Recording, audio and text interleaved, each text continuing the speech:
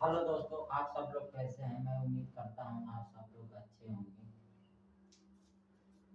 आइए आज UPP station देखते हैं जो हमारा ये एग्जाम होने वाला है यूपीपी पुलिस का।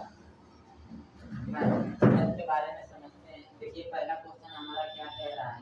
एक ट्रेन 1000 मीटर लंबी पुल को 15 सेकेंड में पार करती है और 1300 मीटर लंबे पुल को 19 सेकेंड में पार करती है, तो ट्रेन की लंबाई कितनी है? ऑप्शन हमारा दे रखा है ए 125, बी 200 और सी 150। डी कितना दे रखा है? 175। देखिए क्या कह रहा है, एक ट्रेन 100 मीटर लंबी पुल को 15 सेकेंड में खुद की ट्रेन अपनी खुद की यानी कि पुल की लंबाई को 15 सेकंड में पार कर लेती है। फिर दूसरे में क्या कह रहा है, 1300 मीटर लंबे पुल को 19 सेकंड में क्या यानी कि पार कर लेती है। तो ट्रेन की क्या करनी है, हमें लंबाई ज्ञात करनी है ना। ठीक है, तो आइए लंबाई ज्ञात करते हैं। क्या कह रहा है, लंबाई ज्ञात। तो देखिए 1000 हमारा दूरी दिया है, 1000 यहाँ से मैं हल कर लेता हूँ। 1000 कितना दे रखा है, लंबाई दे रखा है किसकी, पुल की। और ट्रेन इसको कितने मिनट में यानी कि पार कर लेती है, मिनट नहीं सेकेंड में, तो 15 सेकेंड में। ये हो गया मीटर और ये हो गया 15 सेकेंड।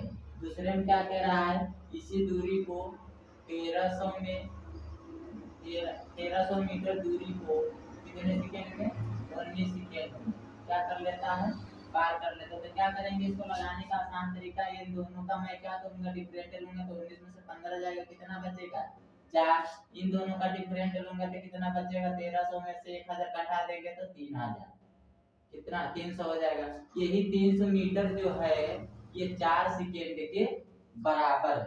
अब यहाँ से मैं 1 सेकेंड बराबर निकाल लूंगा, दूरी कितनी हो जाएगी, तो 4 करना 4 4 4 सत्ते 28, कितना बचा, 2 4 पंचे 20, यानी कि निकला हमारा 1 सेकेंड बराबर 75 मीटर दूरी। समझ पाए ना। हमको निकालने किसकी है, ट्रेन की लंबाई ज्ञात करनी है। तो ट्रेन की लंबाई जब ज्ञात करनी है तो हम पहले वाले तो पुल की लंबाई लेंगे। तो ट्रेन की लंबाई पहले वाली कितने मिनट में कितने सेकंड में पार कर रही है, मीटर है, सेकंड लंबाई ज्ञात करनी है, तो यहाँ से लिख लेंगे लंबाई बराबर 75 मीटर गुणे में पहले वाला 15 है, गुणा करा लेंगे सेकेंड से।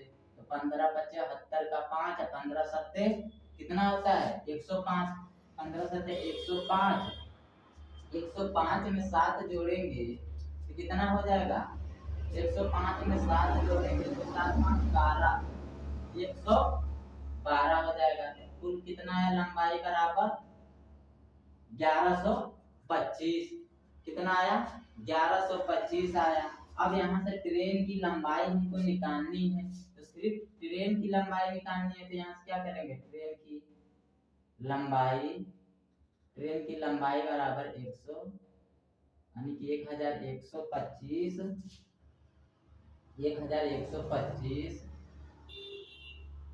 माइनस पहले वाली दूरी क्या करेंगे, इसमें से हम घटा देंगे।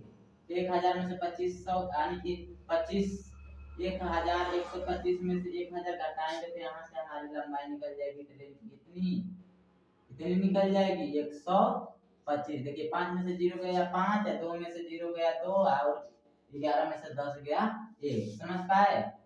ठीक, पहला क्वेश्चन हमारा देखिए इस तरीके से लगेगा, इस तरीके से क्वेश्चन पूछा जाएगा आपकी यूपीपी एग्जाम जो हमारा होने वाला है। 2023 में निकला था, 24 में हुआ था, लेकिन क्या होगा, किस कारण, किसी वस्तु कारण हमारा वो दोबारा होने को है पेपर, इसलिए हम इसकी प्रैक्टिस सेट पहले से रखा है।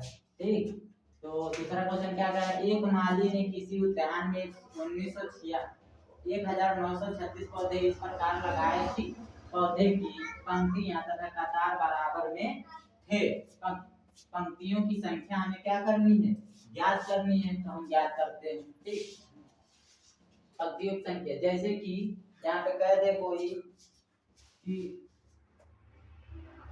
किसी पार्क में या कहीं पर भी, अब इधर 4 लग रहा है पौधा, इधर भी 4, जैसे कि इधर 4 लगाया जा रहा है तो इधर भी हम क्या करेंगे 4 ही पौधे लगाते। जब भी इस प्रकार के क्वेश्चन आते हैं तो हम क्या करते हैं सोल्व करते हैं इसका वर्गमूल निकाल के, वर्गमूल निकाल कर, ठीक है। अब इसको हम पता करेंगे 1936 किसका वर्गमूल है, ठीक है ना। जैसे कि अब यहाँ 4 तो क्या करते हैं इन दोनों का हम लोग गुणा करा लेते हैं, तो 4 चौके 16 आ गया ना। तो यही 16 यहाँ रख देगा और पूछ देगा कि एक माली ने किसी उद्यान में 16 पौधे इस प्रकार लगाए, पौधे की पंक्तियां तथा कतार बराबर थे। देखो पंक्ति और कतार दोनों बराबर है कि नहीं है, तो पंक्तियों की संख्या था पूछ रही है, पंक्तियों की ये जो इधर भी है इधर इनकी संख्या का हमको ये चीज निकालनी है, ये वाला चीज जो दे रखा है ये वाला चीज निकालनी है, हमको ये पता करना है। जैसे कि ये 4 का यहाँ 16 आया है, उसी तरह यह 1936 किसका है, इस जगह पे क्या आएगा, समझ पा रहे हैं, इस जगह पे क्या आएगा, ठीक। तो इसका एक तरीका होता है फार्मूला, देखिए 1936, ठीक 1936, तो इसको क्या करेंगे हम वर्गमूल निकालेंगे, वर्गमूल निकालेंगे तो इसका शॉर्ट ट्रिक भी होता है, एक निकालने का तरीका भी होता है, तो हम दोनों तरीके से आपको बताएंगे, ठीक। तो देखिए ये किसका, ये 36, ये 36 किसके पास में है, तो 4 चक्कू 16, ये 36 किसके पास में है 4 के, जैसे कि ये लास्ट में देखिए 2 हम यहाँ से आधा आधा हाफ कर लेंगे, तो ये देखेंगे पता करेंगे 6 किसके लास्ट में आता है, किसके वर्ग में, तो 4 चौके 16, तो 4 के पास में आता है ना। इसी तरह हम किसका पता करेंगे, इसका पता करेंगे जो 19 से 21 के नजदीक में जाएगा, हाँ तो 19 55 25 और 4 चौके 16, 55 25 और 4 चौके 16, तो इसको हाफ में दो बार रख लेंगे, तो यहाँ हम 5 5 रख सकते हैं, 55 25 9 के पड़ोस में है ना, तो यहाँ पे 55 25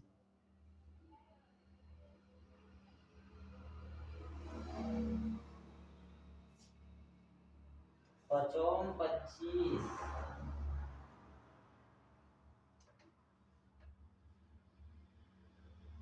देखिए 5 के भी नजदीक आ रहा है 19 और 4 के भी नजदीक, तो इसका वर्ग करेंगे तो 25 मिलेगा, इसका वर्ग करेंगे तो 16 मिलेगा, मिलेगा।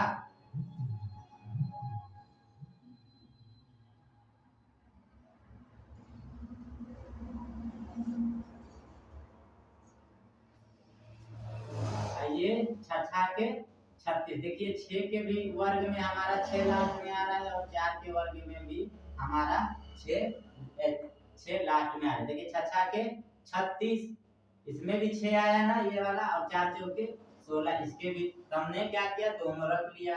अब देखिए यहाँ पता हमने किया 4 का वर्ग किया तो 16 और 5 का वर्ग किया तो 25, तो हम ये देखेंगे 19 जो है किसके नजदीक में आ रहा है, 19 है ये किसके ज्यादा नजदीक में, 5 के नजदीक तो ज्यादा नहीं आ रहा, क्योंकि 19 के बाद अगर जो 6 जुड़ रहे हैं हाँ तब ना 25 हो रहा है हमारा, और 16 में 3 ही जोड़ रहे हैं तो हमारा 4 चौके 16, 16 में 3 ही जोड़ रहे हैं तो हमारा 19, तो हम क्या करेंगे 4 वाला ले लेंगे, ठीक ले लिया।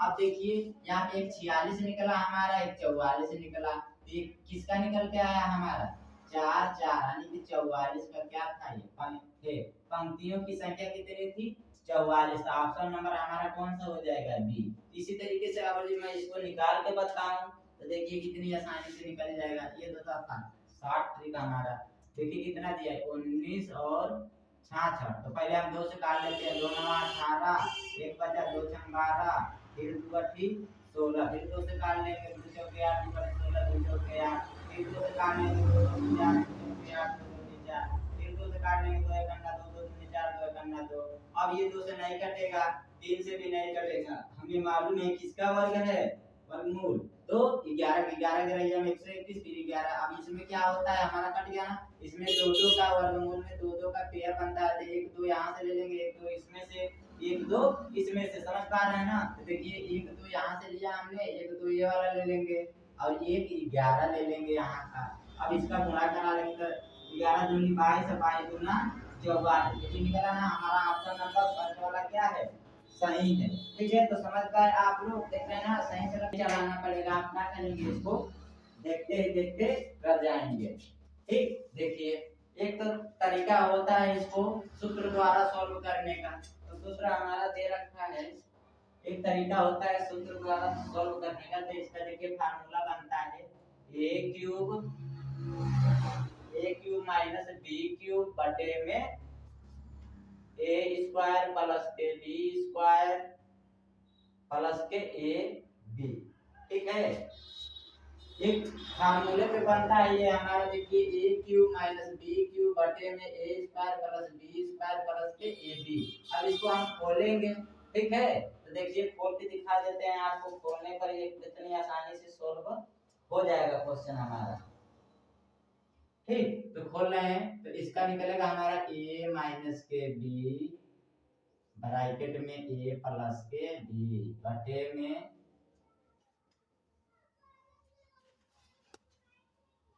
नहीं, इस तरह नहीं खुलेगा, a माइनस b फिर a स्क्वायर प्लस के b स्क्वायर प्लस के a b, नीचे हमारा जो दिया है वही रहेगा, a स्क्वायर प्लस के b स्क्वायर प्लस के a b। देखिए एक तरीका तो हमारा सूत्र द्वारा होता है, देखिए a cube minus b cube बटे में a स्क्वायर प्लस के b स्क्वायर प्लस के a b। अब इसको हम खोल कर देखिए a माइनस b खुला, a square plus b square plus के a b ब्रैकेट में, फिर नीचे हमारा जो दिया है वैसे ही रहेगा, a square plus b square plus के a b। अब यहाँ से आपको कुछ कट रहा है, ऊपर नीचे हमारा ये क्या हो जाएगा, कट जाएगा, बचा क्या हमारा a माइनस b, यही तो है a और माइनस। तो क्या करेंगे, इसी की जगह पे 146 a के जगह पे a मान लेंगे इसे और b मान लेंगे इसे। तो a हो गया 146 माइनस b कितना हो गया 143। तो 6 में से 3 गया 3, 14 14 से कट गया 3 है क्या ऑप्शन में है बी वाला। देखिए कितना आसानी से लग गया। इसी तरीके से शॉर्ट ट्रिक देख लीजिए, जब भी हमारा घन वाला क्वेश्चन जब भी दे दे, एक ही चीज 3 बार दे दे, ठीक, ऊपर में देखिएगा, अगर यहाँ पे प्लस दिया रहेगा तो आप क्या करेंगे, प्लस कर लेंगे, अगर जो माइनस दिया रहेगा तो माइनस कर लेंगे, बाकी किसी को हम देखेंगे नहीं, सिर्फ इसको देखेंगे इसको देखेंगे। ठीक, एक संख्या ये उठाएंगे, बीच में जो दिया रहेगा वही काम करेंगे, 1 4 6 माइनस है ना, माइनस कर लेंगे। ये हमारा क्या बता रहा हूँ आप लोगों का ट्रिक बता रहा हूँ, ये सब करने से बच जाएंगे आप। ट्रिक बस देखते ही देखते आप क्या कर ले जाएंगे, सॉल्व कर ले जाएंगे। अब देखिए एक हमारा 146 दे रखा है, दूसरा हमारा क्या दिया 143, क्या 6 में से 3 गया 3 और 14 से 14 हमारा कट ही गया, तो 3 आ गया आंसर ना। इसी तरह अगर जो यहाँ पे प्लस दिया होता तो हम क्या कर देते, यहाँ जोड़ देते 6 3, देखिए 146 प्लस के 143, यहाँ माइनस से रहेगा 43, 6 3 9 4 4 8 1 1 4 4 8 1 1 2 289 हमारा क्या हो जाता है, आंसर हो जाता है। कर ले जाएंगे ऐसे क्वेश्चन ना, बहुत आसान तरीका है, दो तरीका मालूम था, दोनों तरीकों में आप लोगों को, ठीक है ना। देखिए हमारा चौथा क्वेश्चन क्या कह रहा है, एक कप में रस और पानी का अनुपात क्रमशः 5:2 है, जबकि उसी क्षमता के दूसरे कप में उनका अनुपात क्रमशः 7:4 है। यदि दोनों कपों की सामग्री एक बर्तन में, यानी कि दोनों को एक बर्तन में डाल दी जाती है, तो बर्तन में पानी और रस से अंतिम अनुपात पूछ रहा है। ठीक, ये क्या पूछ रहा है, जब दोनों कपों का एक ही बर्तन में डाल दिया जाएगा तो दोनों का क्या होगा, अंतिम क्या हो जाएगा, यही पूछ रहा है। तो हम यहाँ मान लेंगे रस और पानी दो ही दिया है ना हमारा अनुपात में, तो रस पहला 5 और अनुपात 2, दूसरा कितना दे रखा है 7:4। हम क्या करेंगे, इन दोनों को क्या करेंगे, बराबर करेंगे, तो बराबर करेंगे तो पहले इसका हम देखिए यहाँ से भी 2 बढ़ रहा है और यहाँ से भी क्या हो रहा है 2 बढ़ रहा है कि नहीं,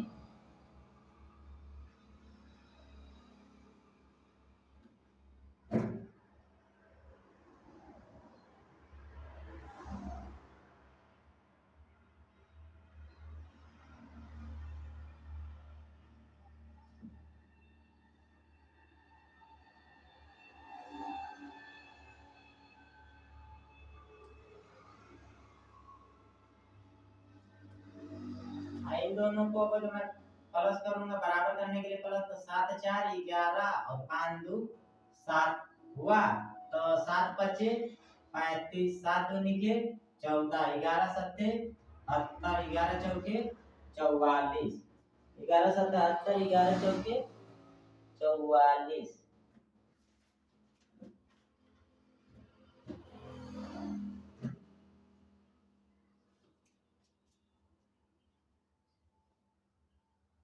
नहीं, ऐसे गुणा नहीं होगा, ठीक, ऐसे होगा।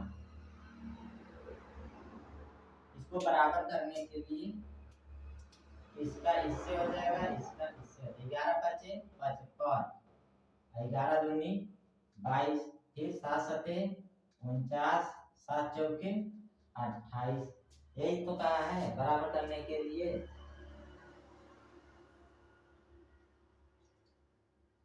इन दोनों को गुणा कराएंगे तो 11 7 77, दोनों बराबर आ रहे हैं कि नहीं, देखिए 77 आ रहा है।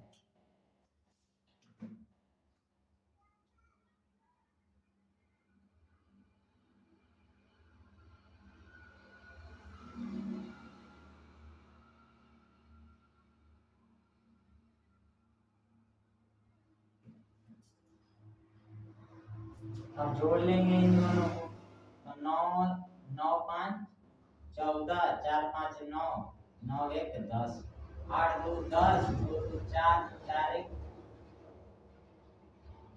8 2 10, 2 2 4 1 5। काटने के इसको, तो देखिए यहाँ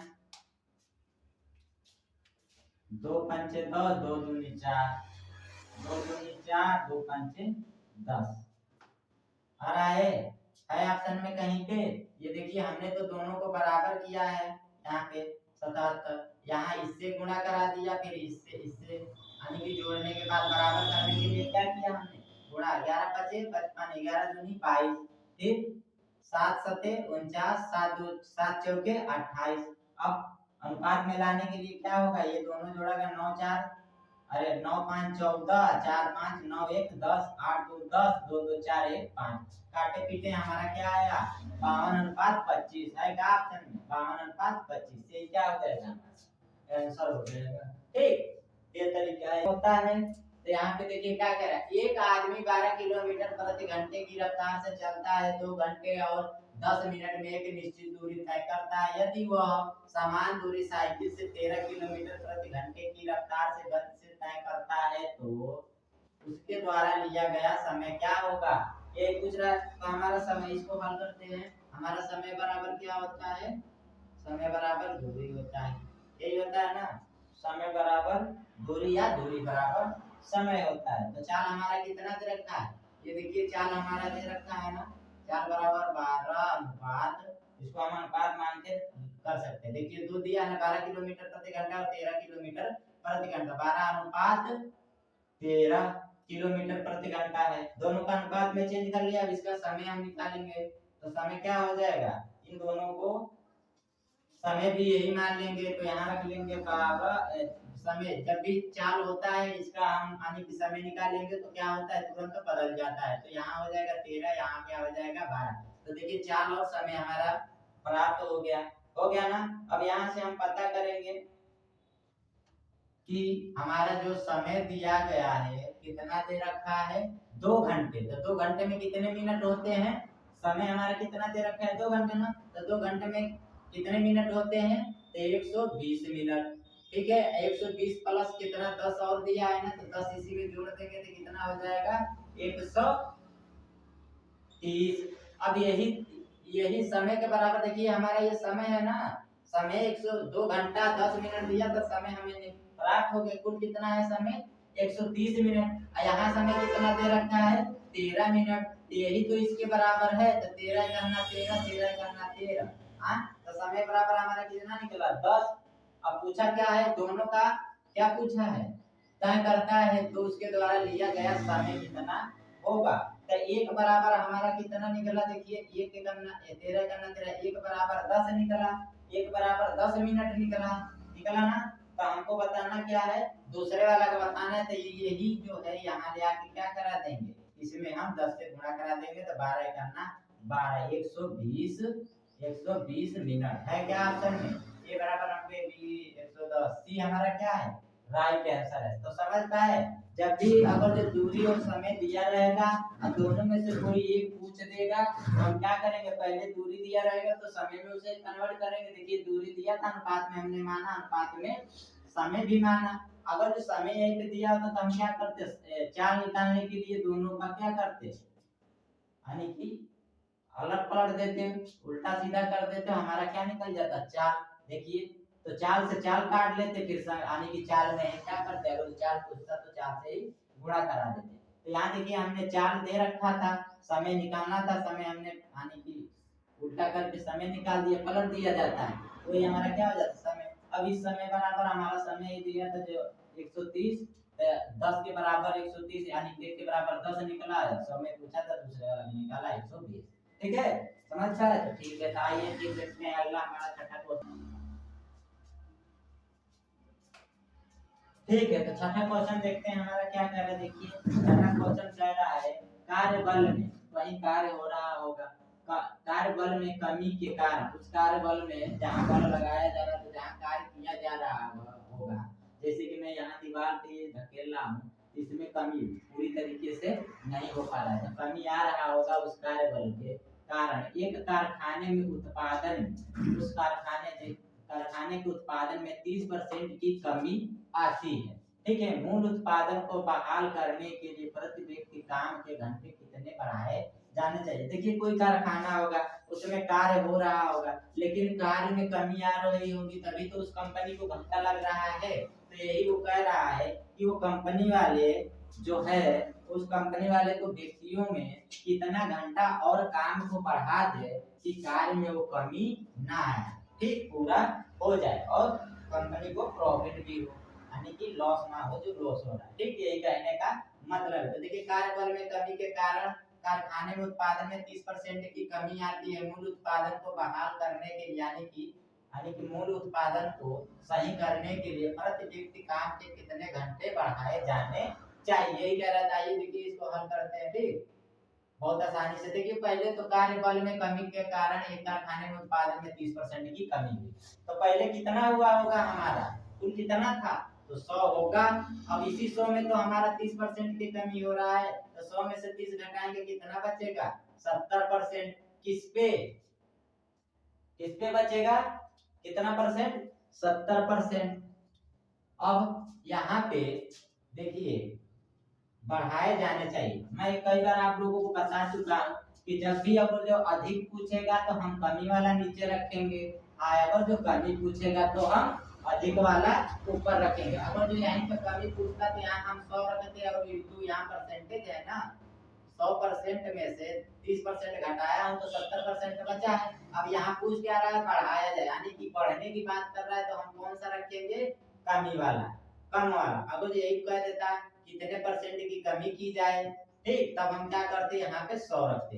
तो देखिए ये परसेंटेज हटाया नीचे 100 बढ़ाया गुणे में हमारा 100 ही रहेगा 0 से 0 कट गया। अब यहाँ पे 700 निकलेगा 700 बटे में 3 3 सत्ते 21 3 नवा 27 तो 3 नवा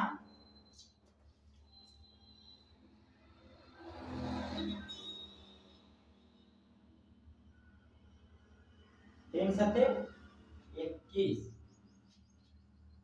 ये कितना दे रखा है गलत हो रहा है। देखिए यहाँ में से हम 100 में से कितना निकालेंगे 30% तो 70 बचेगा।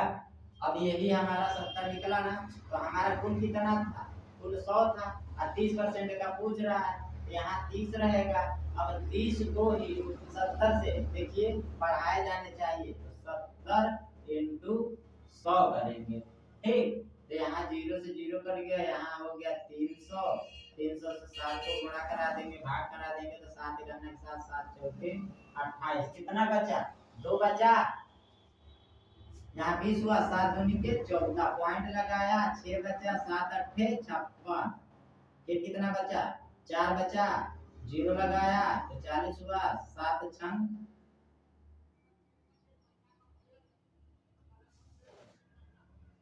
7 पचे 35 फिर 7 छंग 42, यानी कि ऐसे ही जाएगा तो हमारा क्या हो जाएगा, यहाँ इसके आगे क्या होता है, ये जो है ये संख्या हम क्या मान लेंगे, एक बढ़ा देंगे। देखिए 5 के बाद 6 आया ना, इसी तरह बढ़ते ही जा रहा है, तो 8 और 6% हमारा क्या हो जाएगा, आंसर।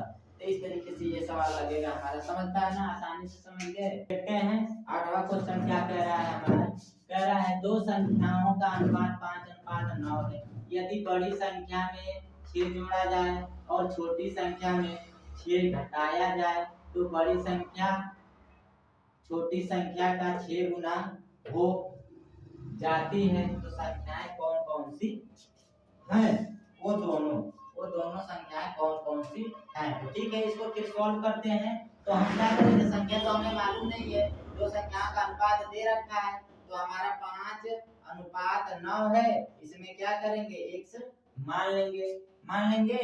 ठीक, तो इसको अनुपात में है, कह रहा है छोटी संख्या में कितना, क्या कह रहा है, छोटी संख्या में कितना, आगे पढ़ते हैं। यदि बड़ी संख्या में 6 जोड़ा जाए, तो पहले बड़ी संख्या के बाद क्या है ना, पहले बड़ी संख्या, तो बड़ी संख्या इन दोनों में से हमारा कौन है, 9 है। तो 9x में देखिए बड़ी संख्या में 6 जोड़ दिया जाए, तो 9x में हम क्या करेंगे, प्लस का 6 जोड़ देंगे, ये ब्रैकेट बंद, अनुपात। फिर क्या कह रहा है, छोटी संख्या में 6 घटा देंगे, तो छोटी संख्या हमारा 5 है, 5x, तो 5x माइनस का 6। आगे पढ़िए क्या कह रहा है, तो बड़ी संख्या छोटी संख्या का, अब जिससे का होता है उसी में तो गुणा कराते हैं। तो कह रहे तो बड़ी संख्या छोटी संख्या का, छोटी संख्या तो हमारी ये है, इसी का 6 गुना हो जाती है, 6 गुना हो जाती है। संख्याएं कौन सी है, बस ये बस आप लोग क्वेश्चन बनाना जानते तो क्वेश्चन तो आसानी से ही लग जाएंगे। अब देखिए सोल्व हो गया, यहाँ से हमारा क्वेश्चन क्या हो गया, जब क्वेश्चन बन गया हमारा तो क्या हो गया, सोल्व हो गया। यहाँ से निकलेगा 9x प्लस का 6, अनुपात रख लो या बराबर कर लो, कोई बात नहीं है, ठीक है, अनुपातें कर लेते हैं। यहाँ से 6 पंचे 30, अनुपात नहीं बराबर कर लो, ज्यादा बेटर रहेगा। फिर छछा के यहाँ एक से छछा के 36। अब देखो अचार अचार एक तरफ, चर चर एक तरफ, तो 9x है यही तो रहेगा, इधर आएगा तो माइनस का x, यहाँ पे बराबर क्या हो जाएगा, 36 ऐसे ही रहेगा, माइनस का, आइए देखिए प्लस का है ना, इधर लाएंगे तो ये माइनस का हो जाएगा, तो 6, तो 6 6 12, 12 4, यानी कि 3 1 हासिल वाला, ये माइनस का 42 हो गया। अब 30 में से 9 जाएगा तो कितना बचेगा, 21 बचेगा, वो भी किसका, माइनस का बड़ा है ना, तो माइनस का 21, एक से माइनस कट, 21 से करना है, 21 21 दूना 42, हमारा क्या निकला, x बराबर 2 निकला। पूछ रहा है वो दोनों संख्या ना, तब दोनों संख्या x बराबर हमारा निकल के कितना आ गया, 2। अब यहाँ देखो 5 और x के बीच में कोई चिन्ह नहीं है ना, तो इसका मतलब गुणे का चिन्ह लगा रहता है। तो 5 में हम क्या करेंगे, 5 में 2 से गुणा करा देंगे, तो 5 दूनी के 10, पहली संख्या, दूसरी संख्या 9 दूनी 18, यानी कि 18, तो क्या हो जाएगा, 10 और 18 है क्या, सही, हाँ बी वाला ऑप्शन क्या हो जाएगा, सही हो जाएगा। तो समझ में आया आपको क्वेश्चन, बहुत आसान तरीका है। ठीक, तो आते हैं फिर 9वें क्वेश्चन देखते हैं।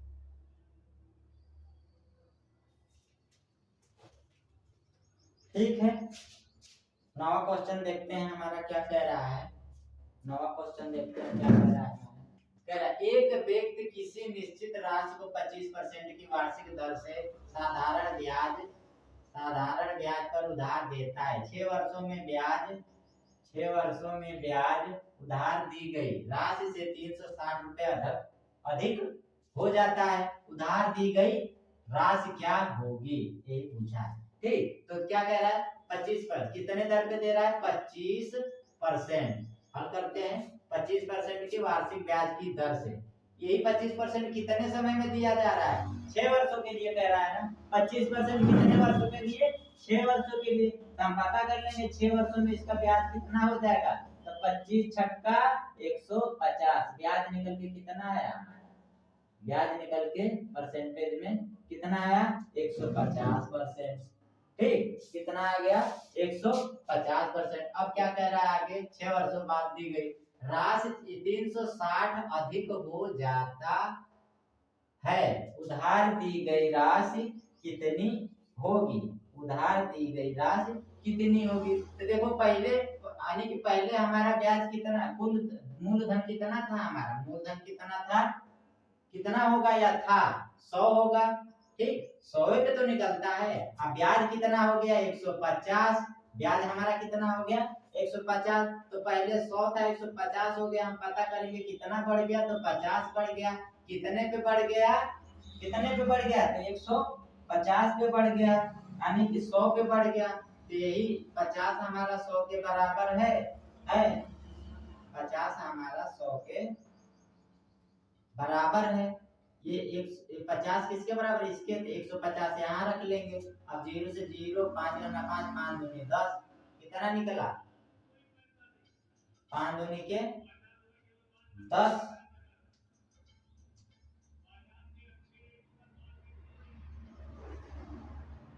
कुल कितना था यहाँ 150 में, कुल कितना था हमारा 360 बराबर 360, जो हमारा ये निकल के आया ब्याज। यदि हमारा क्या है राशि अधिक हो गई, तो देखिए कितना अधिक हुआ, इससे गुणा करेंगे तो 2 जीरो में 0, 2 छंग 12, 2 दिया 6 1 7, कितना है 720 रुपया ऑप्शन में है। देखिए कितना आसानी से लग गया। कहने का मतलब ये है 25% था, 25% का 6 वर्षों के लिए, तो 150% हमारा ब्याज हो गया 150 रुपए, ठीक है। हमने माना कितना 100 से बढ़ के कितना हुआ 150। अब पता करेंगे कितना बढ़ा, तो 50, इसी 50 के बराबर 360 है, बटे में हमारा ये तो परसेंटेज है ना, ये भी परसेंटेज है, ये भी परसेंटेज है, बटे में 100, अब बराबर 360, काटा पीटा गुणा किया, कितना आया 720। तो कुल हमारी दी गई राशि क्या है, उधार दी गई राशि क्या है, तो 720 रुपया, ठीक है। देखते हैं फिर एक 10वां क्वेश्चन देख लेते हैं। P1 P2 और P3 का औसत 50 है, ये ना, यहाँ लिख सकते हैं P1 plus P2 plus P3 बराबर कितना 50। अब जितना संख्या होता है इतना हम नीचे लिख लेते हैं। तो कितने हैं 1 2 3 3 है, क्या करेंगे इससे गुणा करा देंगे, निकल के आएगा P1 प्लस के P2 प्लस के P3 बराबर 3 बचे 15, कितना निकला 3 बचे 15। अब क्या कह रहा है आगे, यदि P1 का मान औसत का आधा है, P1 का मान औसत आधा है, तो P2 और P3 का औसत क्या होगा। तो P1 अब यहाँ से निकाल लेंगे हम, इसी में तो है हमारा 150, कितना है P1 का 150 दे रखा है,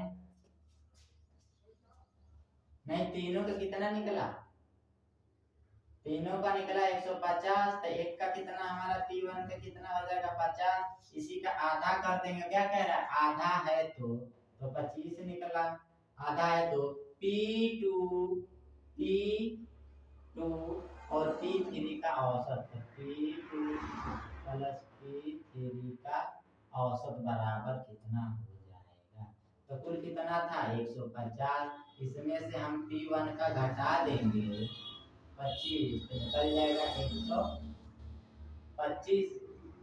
125 कितना 125। अब क्या कह रहा है आधा की बात कर रहा है ना, औसत पूछ रहा है, औसत P1 का मान औसत का आधा है, बस काट लो, 2 करना 2 2 छंग 12, 2 दूनी 4, 2 पंचे 10, है क्या, हाँ है, डी वाला ऑप्शन हमारा क्या हो जाएगा सही हो जाएगा। देख रहे हैं ना क्वेश्चन इसी तरीके से आएगा आपका एग्जाम में, ऐसे अगर लगा कर जाएंगे तो क्या करेंगे कर ले जाएंगे और आपका नंबर बढ़ेगा।